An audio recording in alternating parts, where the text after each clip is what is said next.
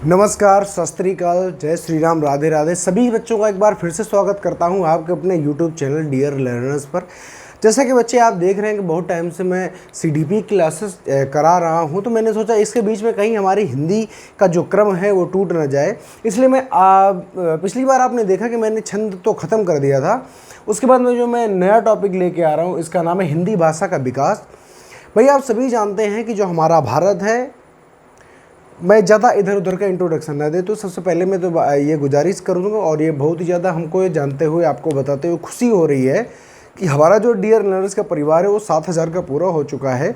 और हम आप सभी से हाथ जोड़कर गुजारिश करते हैं कि आप सभी जो हमारे स्टूडेंट हैं, ऐसे बराबर आप सहयोग करते रहिए, अपना प्यार दिखाते रहिए। हम आपसे वादा करते हैं कि हम आपका कोई भी एग्ज़ाम हो, टीचिंग से संबंधित कोई एग्ज़ाम हो या वैसे भी कोई भी गवर्नमेंट जॉब का एग्ज़ाम होगा, हम आपकी भरसक सहायता करेंगे। जितना हम अपने एंड से कर सकते हैं उतना हम करेंगे, बशर्ते आप वीडियो को यूं ही प्यार देते रहिए, चैनल को लाइक शेयर सब्सक्राइब भी करते रहिए, ताकि हमें मोटिवेशन मिलता रहेगा तो हम आपको मोटिवेट करते रहेंगे। आप मोटिवेट होते रहेंगे तो आप अपनी सफलता के नज़दीक पहुंचते रहेंगे और एक दिन आप सफल हो जाएंगे, ऐसा मेरा मानना है और आपका भी ऐसा ही मानना होना चाहिए।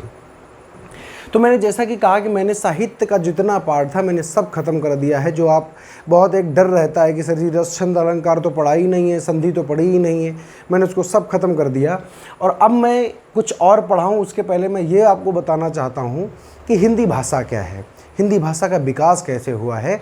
उसी क्रम में आज हम जानेंगे भाषा को। जैसा कि आप सभी जानते हैं कि हमारा जो भारत है, इसकी कोई राष्ट्रभाषा नहीं है। आपसे पूछा जाए राष्ट्रभाषा क्या है, आप कहते हैं हिंदी, गलत बात है, क्योंकि हमारे देश में कोई भी किसी प्रकार की कोई राष्ट्रभाषा प्रचलित नहीं है। हमारे यहाँ राज्य भाषा है जो कि हिंदी है। तो सबसे पहले हम हिंदी भाषा को जाने, इसके पहले हम जानते हैं भाषा क्या है। क्या जानते हैं? भाषा क्या है।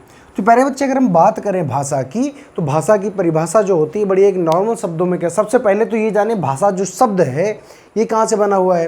तो जो भाषा शब्द है प्यारे बच्चे, ये संस्कृत की भाष धातु से बना हुआ है। भाषा शब्द कहाँ से बना हुआ है?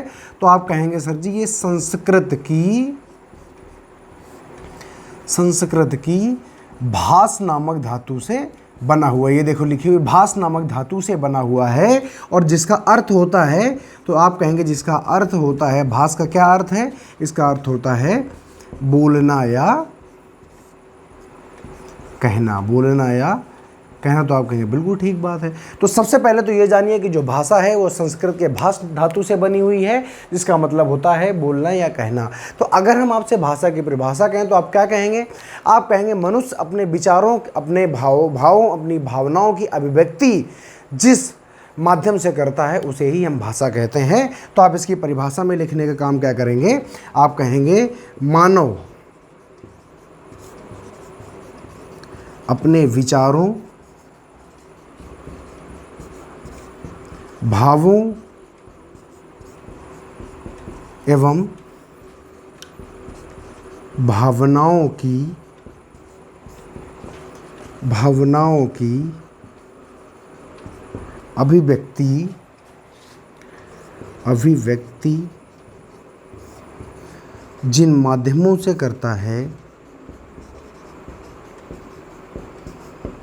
जिन माध्यमों से करता है, भाषा कहलाती है। तो आपने यहाँ पर देखा, मैंने कहा कि मानव जो है ये अपने विचार कैसे बताता है, किसी को अपने भाव अंदर के जो उद्गार हैं वो कैसे बताता है, खुद को इंट्रोड्यूस कैसे करता है। ये जो जितने भी माध्यम होते हैं ये सब क्या है? भाषा। तो आप कहेंगे सर जी भाषा तो एक होती है, आप तो माध्यम। अरे बेटा, तो भाषा के प्रकार भी तो होते होंगे। तो आपने पढ़ा भाषा, याद कितना रखना है? भाषा भाष नामक धातु से बनी हुई है, जिसका अर्थ होता है बोलना या कहना। और थोड़ा सा याद रखो कि मानव अपने विचारों, भावों या भावनाओं की अभिव्यक्ति जिन माध्यमों से करता है उनको ही हम भाषा कहते हैं। तो बात यहाँ पर आती है कि भाषा के प्रकार कितने होते हैं। बात यहाँ पर आती है किसकी? भाषा के प्रकार की। तो अगर हम भाषा के प्रकारों की प्यारे बच्चे बात करते हैं तो भाषा के 3 प्रकार होते हैं। कौन कौन सी? तो आप कहेंगे, मैं आपसे पूछूं, बताइए आप अपने विचारों कितनी प्रकार से? तो आप कहेंगे सर जी 3 प्रकार से बता सकते हैं। पहला तो मैं अपने विचारों को बोल के बता सकता हूँ कुछ, मैंने कहा ठीक बात है। दूसरा आपने कहा मैं अपने विचारों को लिख करके बता सकूँ, मैंने कहा बिल्कुल ठीक बात है। फिर आपने कहा कि कभी कभी सर जी ये भी होता है कि जब हम इशारा करते हैं, कुछ कहते नहीं हैं, कुछ किसी को कुछ कहते नहीं हैं, नहीं किसी को कुछ लिखते हैं, परंतु इशारों में ही बातें हो जाती हैं। आप सब जानते हैं इशारों में कैसे बातें होती हैं। जब इशारों में बातें हो जाए उसको कहते हैं सांकेतिक भाषा। लेकिन तो अब सबसे पहली बात तो ये आ गई कि जो इसके भाषा के जो प्रकार है वो कितने हुए? तो हो गए 3 प्रकार। कौन कौन से हो गए? तो आपने कहा पहली हो गई लिखित भाषा, अगली हो गई मौखिक भाषा, फिर हो गई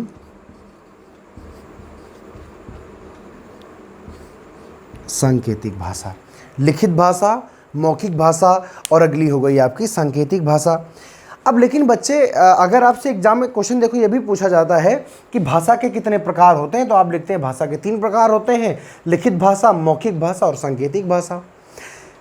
तो भाषा के प्रकारों में लेकिन एक ये भी होता है, कभी कभी भाषा के 2 भी प्रकार को सही किया जाता है। भाषा के कितने प्रकार होते हैं? तो 2 अगर आप कहेंगे तब भी सही है। क्यों? क्योंकि बहुत सारे जो भाषाविद हैं वो मौखिक भाषा में सांकेतिक भाषा को इंक्लूड मानते हैं। वो ऐसे मानते हैं कि जब कोई हम मौखिक भाषा कहते हैं तो मौखिक भाषा का ही एक अभिन्न अंग क्या है? सांकेतिक भाषा है। इसलिए वो भाषा के 3 रूप को ना स्वीकार करके भाषा के दो रूपों को स्वीकार करने में ज़्यादा बल देते हैं। इसलिए भाषा के हम 2 रूप भी कहते हैं। तो अगर मैं यहीं पर लिख देता हूँ, ये देखो नोट पॉइंट लिखा हुआ है, इसको हमेशा याद रखिएगा जीवन भर मेरे प्यारे बच्चे, कि यदि 3 और अगर 3 विकल्प में नहीं है, यदि 3 विकल्पों में नहीं है तो उत्तर 2 सही होगा। तो 2 सही होगा। क्या 2 सही होगा? कि भाषा के कितने प्रकार होते हैं। तो अगर आंसर में 3 नहीं लिखा गया है तो 2 भी को आप सही मानेंगे, लेकिन अगर 2 और 3 में दोनों लिखा हुआ है तो आप 3 को ज़्यादा प्रेफरेंस देंगे। बताइए यहाँ तक बात समझे कि नहीं? भाषा संस्कृत की भाष धातु से बनी हुई जिसका अर्थ होता है बोलना या कहना। भाषा की परिभाषा में मैंने आपको लिखाया, मानव अपने विचारों, भावों और भावनाओं की अभिव्यक्ति जिन माध्यमों से करता है हम उनको ही भाषा कहते हैं, भाषा कहलाती है। भाषा के प्रकार की बात करें तो भाषा के 3 प्रकार होते हैं, लिखित भाषा, मौखिक भाषा एवं सांकेतिक भाषा। लेकिन यदि अगर आपको ऑप्शन में भाषा के कितने प्रकार अगर 3 नहीं मिलता है तो आप 2 को भी सही करेंगे और वो भी बिल्कुल सही है, इसमें कोई 2 राय नहीं है। ठीक बात। अब बात करते हैं इनकी परिभाषा, आपको लिखनी है, सिर्फ सुन लीजिए। लिखित भाषा क्या है? तो मानो सबसे पहले मौखिक भाषा क्या है?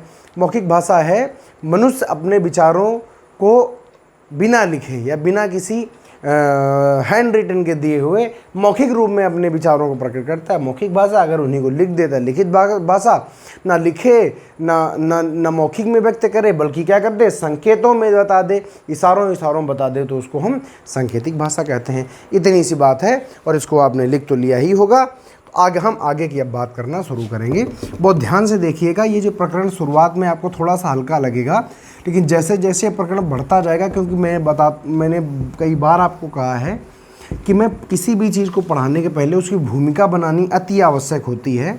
अगर आपके जहन में अगर भूमिका उतर गई या आपने अगर नींव को सही से उसकी पकड़ लिया, मैंने बार बार कहा है, तो आप उस प्रकरण में बहुत ही ज़्यादा प्रबल हो जाएंगे। इसलिए ये बात हमेशा याद रखो कि किसी भी भाषा की नींव को पकड़ना आपको। अब देखो, अब मैं आपको बताता हूँ कि भाषा से संबंधित क्वेश्चन आपने मौखिक लिखित वाले बहुत कम क्वेश्चन देखे होंगे। क्वेश्चन पूछे कैसे जाते हैं उनमें ज़रा गौर फरमाइएगा।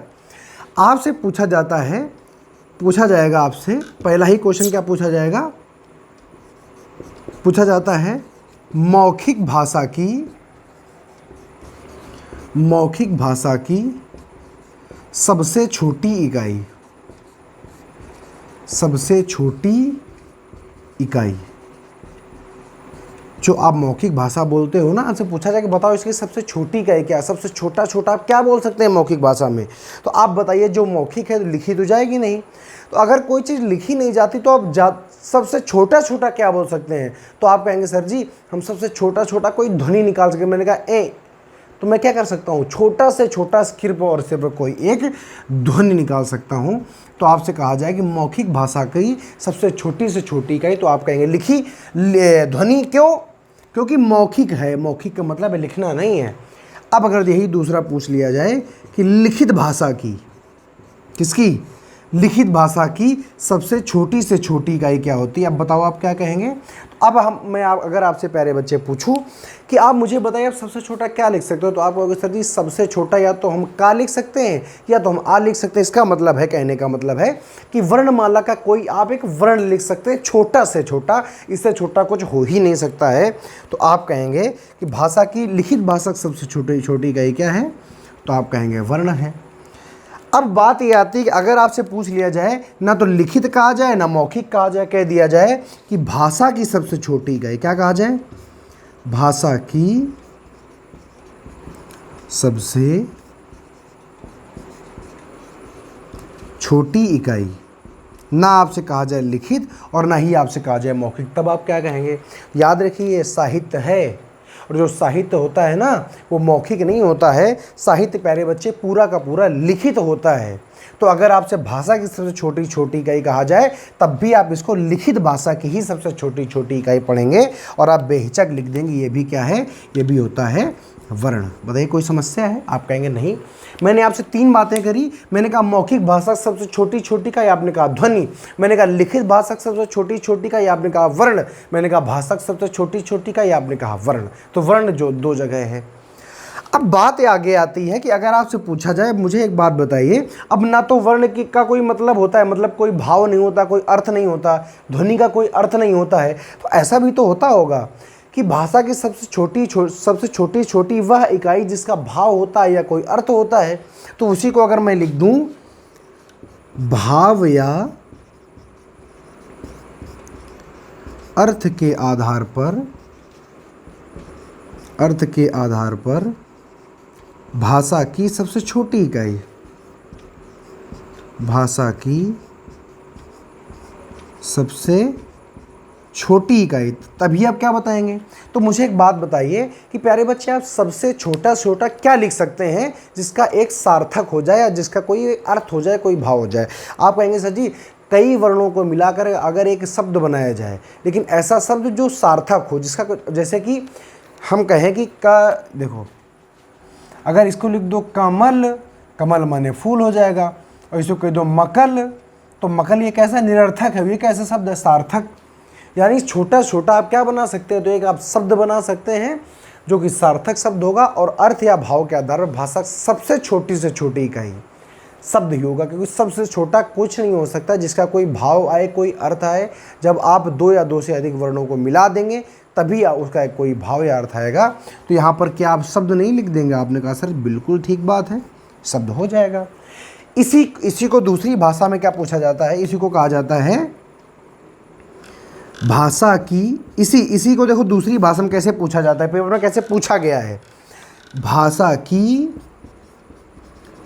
लघुतम सार्थक इकाई। लिखी बात वही है जो ऊपर लिखी हुई है, सार्थक इकाई, देखो वही बात लिखी भाषा की सबसे लघुतम माने छोटी से छोटी, सार्थक यानी जिसका कोई अर्थ हो, बताओ वो इकाई कौन सी, भाषा की लघुतम माने छोटी से छोटी और सार्थक यानी जिसका कुछ अर्थ हो, क्या होती है। तो तब भी आप क्या इसमें शब्द ही नहीं लिख देंगे, आपने कहा सर बिल्कुल ठीक बात है, बात तो वही है भाई, जो ये भाव या अर्थ के आधार पर भाषा सब छोटी छोटी कही, वही बात तो यही लिखी, भाषा की लघुतम सार्थक इकाई, बात वही है। तो आपने कहा बिल्कुल ठीक बात है। फिर आपसे लास्ट में क्वेश्चन पूछा जाता है भावार्थ के आधार पर, भावार्थ के आधार पर भाषा की छोटी से छोटी इकाई, छोटी से छोटी इकाई। देखो भाव और भावार्थ में अंतर होता है। जैसे कमल है, ठीक, तो कमल का मतलब होता है पुष्प, ऐसा पुष्प जो पानी में जन्म लेता है। लेकिन अगर हम कह दें कमल घर जाता है, अब बताओ जब हमने इस कमल को एक वाक्य में बांध दिया तो क्या कमल का मतलब सूर्य सर मतलब कमल रह गए? कमल का मतलब क्या कहते हैं, पुष्प रह गया क्या? अभी कमल घर जाता है तो पुष्प क्या घर जाएगा क्या? इसका मतलब है जो कमल है वो यहाँ पर पुष्प नहीं है, किसी लड़के का नाम है कमल।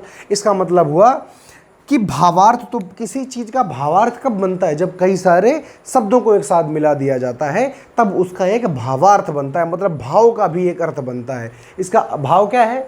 कमल माने फूल, लाल लाल फूल जो पानी में उगता है। लेकिन यही अगर कमल घर जाता है, अभी कमल फूल ना होकर एक लड़का हो गया है, इसका मतलब है कि भावार्थ के आधार पर भाषा की सबसे छोटी छोटी इकाई होगी वाक्य। क्या होगी? वाक्य। और इसी बात को दूसरे शब्दों में कैसे पूछा गया है जरा उसमें भी ध्यान दें। आपसे क्वेश्चन पूछा जाएगा, भाषा की पूर्णतम सार्थक इकाई भी क्या हो जाएगी? तो आप कहेंगे ये भी हो जाएगी। अब देखो पूर्णतम सार्थक क्यों लिखा गया है। देखो कि कोई भी अगर आप हिंदी लिख रहे हैं तो जो पूर्णतम का मतलब होता है जिसका एक पूर्ण भाव होना चाहिए। तो पूर्णता, देखो वाक्य से बड़ा कुछ नहीं होता यहाँ पर। तो आप कहेंगे पैराग्राफ, अरे भैया कई सारी वाक्यों को मिला करके जो एक संरचना तैयार हो तो उसको पैराग्राफ कहते हैं। यानी ये पूर्णतम सार्थक का एक, यानी सार्थक का मतलब क्या है? पूर्णतम मतलब पूरी, सार्थकम तो जिसका कोई अर्थ हो। जैसे कमल घर जाता है, या कर दिया जाए घर जाता है कमल, तो गड़बड़ हो जाएगा। क्यों? क्योंकि इसका कोई अर्थ थोड़ी निकलेगा, तो सार्थक वाक्य ही नहीं हुआ है, तो निरर्थक वाक्य हो गया। इसलिए अगर ऐसे पूछा जाए तब भी वाक्य, और ऐसे पूछा जाए तब भी वाक्य। मुझे ऐसा लगता है कि आपको प्यारे बच्चे ये बात समझ में बहुत ही बेहतर तरीके से आई होगी। आप फटाक से इसका स्क्रीनशॉट कर लें और इसको जीवन में हमेशा याद रखें, क्योंकि ये बातें बार बार आपको काम आने वाली हैं। ठीक बात? कर लिया? तो आपने कहा सर जी बिल्कुल कर लिया। मैं जो आपको पढ़ाता जा रहा हूँ, ये देखो, ये जितने मैंने लिखे हैं, जितने भी मैंने आपके सामने लिखे, सब के सब प्रश्न एग्जाम के हैं। आप पूछते रहते हैं ना कि सर आप ये नहीं बताते हैं कि एग्जाम में कैसे, यही मैं जो लिखवा रहा हूँ प्यारे बच्चे, मैं आपको यही बताने की कोशिश कर रहा हूँ कि एग्जाम में कैसे पूछा जाता है। तो यूँ एग्जाम में पूछा जाता है हिंदी भाषा से छोटी से छोटी एग्जाम में चीज़ें कैसे रखी जाती हैं। तो इस प्रकार से छोटी छोटी चीज़ें रखी जाती हैं। तो इनको आप बहुत ध्यान से, बहुत ही चित्त मन से इनको याद रखिए। ठीक है बात? तो ये बात हो गई जो भाषा से संबंधित हमारी बात थी। अब हम बात करते हैं अपनी हिंदी भाषा के विकास की। तो सबसे पहले जो हम बात करेंगे वो बात करेंगे जो हिंदी शब्द है। हमारा शब्द क्या है? ये जो हिंदी शब्द है, सबसे पहले बात इसकी करने वाले हैं। तो आज से पूछा जाएगा जो हिंदी शब्द ये किस भाषा का शब्द है? तो आप कहेंगे प्यारे बच्चे हिंदी शब्द फारसी भाषा का शब्द है। किस भाषा का शब्द है? फारसी भाषा का शब्द है। पहली बात हो गई कि जो हिंदी शब्द है ये किस भाषा का है? तो आपने कहा ये फारसी भाषा का है। दूसरा आपसे कुछ प्रश्न पूछा जाएगा कि जो हिंदी शब्द है ये संस्कृत के किस शब्द से बना हुआ है? हिंदी शब्द की उत्पत्ति संस्कृत के किस शब्द से हुई है? तो आप कहेंगे इसकी जो उत्पत्ति है, यहाँ पर मैं लिखता भी जाता हूँ, इसकी जो उत्पत्ति है वो कैसे हुई है? तो आप कहेंगे कि संस्कृत भाषा के सिंधु नामक शब्द से। कैसे हुई है? तो आप कहेंगे संस्कृत भाषा के सिंधु नामक शब्द से उत्पत्ति हुई है। किसकी? हिंदी शब्द की। ठीक बात? तीसरा प्रश्न आपसे पूछा जाता है कि हिंदी भाषा का सर्वप्रथम प्रयोग किसने किया? हिंदी शब्द का, सॉरी भाषा का नहीं, हिंदी शब्द का सर्वप्रथम प्रयोग किसने किया? यानी हिंदी जो शब्द था ये सबसे पहले किसने बोला, किसने कहा? तो आप कहेंगे ये सबसे पहले कहा ईरान के निवासियों ने। ईरान के निवासियों ने। किसने कहा? ईरान के निवासियों ने कहा। तो यहाँ पर आपसे 3 प्रश्न एग्जाम में जो पूछे जाते हैं वो यहाँ से क्लियर होते हैं। सबसे पहले हिंदी भाषा को पढ़ने के पहले ये बात चर्चा की जाती है कि जो हिंदी शब्द है ये किस भाषा का है? तो आपने कहा ये फारसी भाषा का शब्द है। आपसे कहा गया इसकी उत्पत्ति संस्कृत भाषा किस शब्द से हुई है? भाई जो हमारी हिंदी बनी, अब ये जानते हैं ये संस्कृत से ही बनी है। तो हिंदी जो शब्द है ये भी तो संस्कृत के शब्द से आया होगा। आदमी का बिल्कुल ठीक बात है। तो संस्कृत भाषा के सिंधु नामक शब्द, सिंधु हमारी नदी है ना, इंडस रिवर जिसको कहते हैं, इंडस से ही बना इंडिया, तो सिंधु जो था, सिंधु नामक शब्द से इसका संस्कृत भाषा के सिंधु शब्द से इस शब्द की उत्पत्ति हुई है। कहा गया कि ये जो शब्द है इसका सर्वप्रथम प्रयोग किसने किया था, तो कहा गया कि ईरान के निवासियों ने इसका सर्वप्रथम प्रयोग किया था। ठीक बात। एक क्वेश्चन और आता है कि अमीर खुसरो जो थे, आप जानते हैं इनको तूतिए हिंद कहा जाता है, हिंद का तोता। अमीर खुसरो ने हिंदी को किस नाम से संबोधित किया है, हिंदी को किस नाम से पुकारा है, किस नाम से पुकारा है? याद रखिएगा, जो अमीर खुसरो है, कौन? अमीर खुसरो। अमीर खुसरो ने हिंदी को क्या कहा है प्यारे बच्चे? याद रखिए, हिंदी को इसने हिंदवी कहा है। क्या कहा है? आप कहेंगे हिंदी को इसने हिंदवी कहा है। 4 क्वेश्चन यहाँ से तैयार होते हैं आपके कि हिंदी जो है, हिंदी है वो फारसी भाषा का शब्द है, उत्पत्ति संस्कृत के सिंधु शब्द से हुई है, प्रयोग सर्वप्रथम ईरान के निवासियों ने किया और अमीर खुसरो ने इसको हिंदवी कहा है। बात आगे सुनिए। अब क्या होता है कि जो हमारे भाषा वैज्ञानिक थे, जब पूरी दुनिया का विस्तार हो गया तो हमारे सारे दुनिया के भाषा वैज्ञानिकों ने जो विश्व की जो अलग अलग संविधानों, मतलब हमारे जो भारत का संविधान, उसमें 22 प्रकार की भाषाओं का वर्णन किया गया है। ऐसे अलग अलग देशों के संविधान में प्यारे बच्चे अलग अलग प्रकार की भाषाओं का वर्णन किया गया। जैसे रूस में रसियन भाषा, अमेरिका में मंदारिन या चीनी भाषा। इसी प्रकार से ये जो समस्त भाषाएं थी, तो इनकी संख्या थी 3000। कितनी? 3000। तो विश्व की समस्त भाषाओं यानी विश्व की 3000 भाषाओं को इन्होंने 13 भाषा परिवारों में बांट दिया। सबसे जो इंपॉर्टेंट क्वेश्चन आता है वो यहीं से आता है। आपसे क्या पूछा जाएगा? तो आपसे पूछा जाता है, पहले इसको स्क्रीनशॉट करें, फिर इसी में हम आगे बताना शुरू करते हैं। कर लिया? आपने कहा जी हाँ, स्क्रीनशॉट डन हो गया है। अब बहुत ही ध्यान से सुनिएगा, यहाँ से आपको बहुत सारे क्वेश्चन एग्जाम पे मिलने वाले हैं। आप चाहे किसी का भी एग्जाम दें, चाहे आप लेखपाल का दे रहे हो, चाहे आप सीटेट का दे रहे हो, चाहे आप टीजीटी पीजीटी का दे रहे हो, हर जगह से आपको हिंदी भाषा से यहाँ से क्वेश्चन 101% मिल जाएगा। अब बात ये आती है कि मैं आपको बता रहा था कि दुनिया में कितनी भाषाएं, तो आपको याद रखना है। हालांकि ये पूछा नहीं जाएगा, लेकिन फिर भी आप याद रखो ताकि आप विस्तार कर पाओ किसी चीज़ का। तो मैंने कहा है कि संसार की 3000 भाषाओं को हमारे विश्व के समस्त भाषा वैज्ञानिकों ने एक संगोष्ठी द्वारा 13 भाषा परिवारों में बांट दिया। आज से पूछा जाता है कि दुनिया में, विश्व में, ऐसे पूछा जाएगा, विश्व की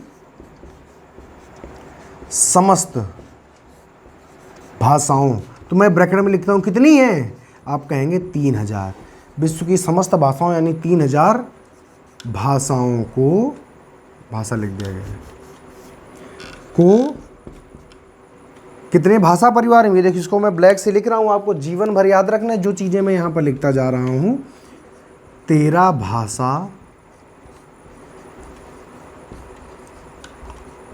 भाषा परिवारों में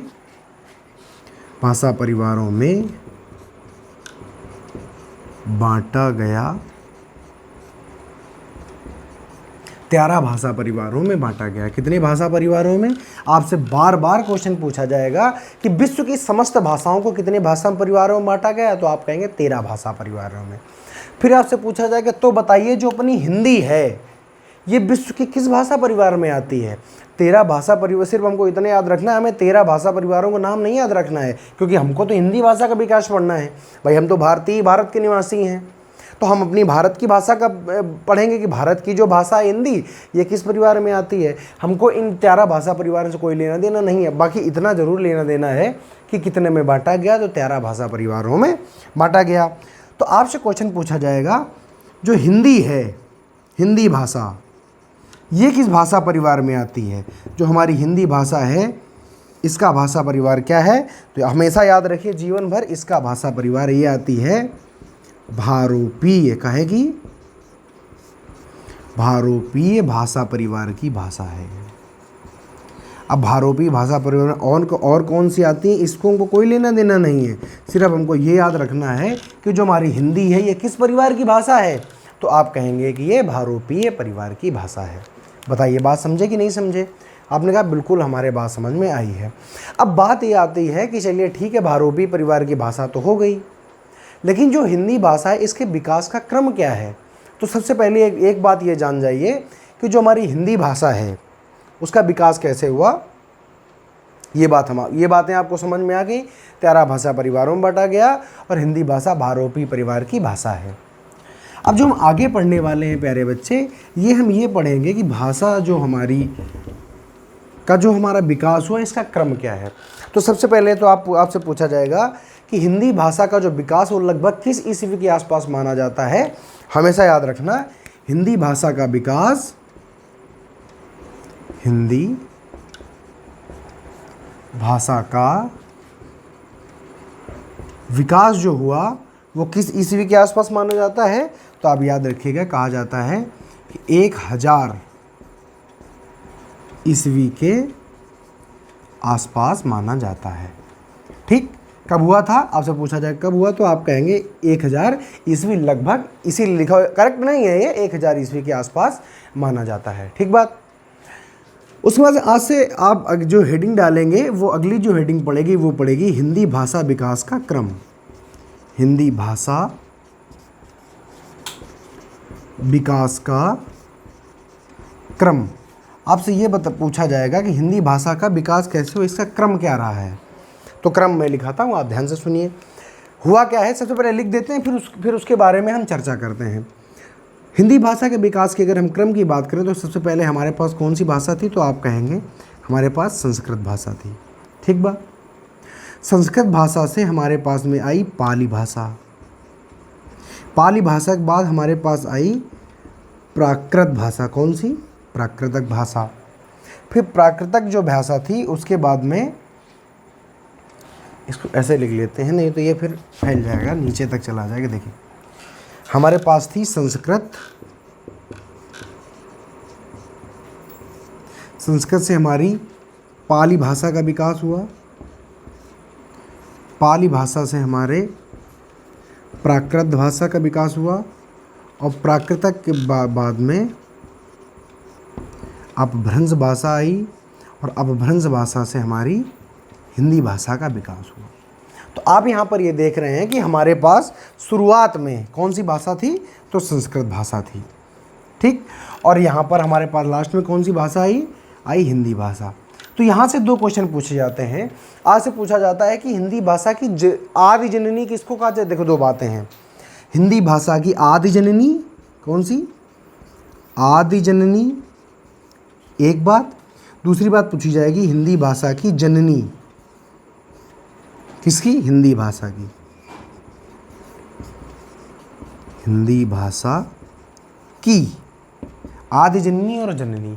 तो अगर प्यारे बच्चे आदि का मतलब होता है शुरुआत, तो अगर पूछा जाए हिंदी भाषा की आदि जननी, तो बताइए हिंदी भाषा की शुरुआत कहाँ से हुई है। तो आप कहेंगे अगर सर जी संस्कृत भाषा आई ही ना होती, अगर संस्कृत भाषा हमारे देश में आई ही ना होती तो क्या कभी हिंदी भाषा बन पाती? आप कहते नहीं बन पाती, क्योंकि अगर हमारे माता पिता ही ना होते तो क्या हम पैदा होते? नहीं होते। इसका मतलब हमारे माता पिता थे इसीलिए हम पैदा हुए। तो शुरुआत किससे हुई, आदि किससे हुई? तो आपने कहा संस्कृत से। तो बताओ हिंदी भाषा की आदि जननी, तो आप कहेंगे ये होती है संस्कृत भाषा। कौन सी?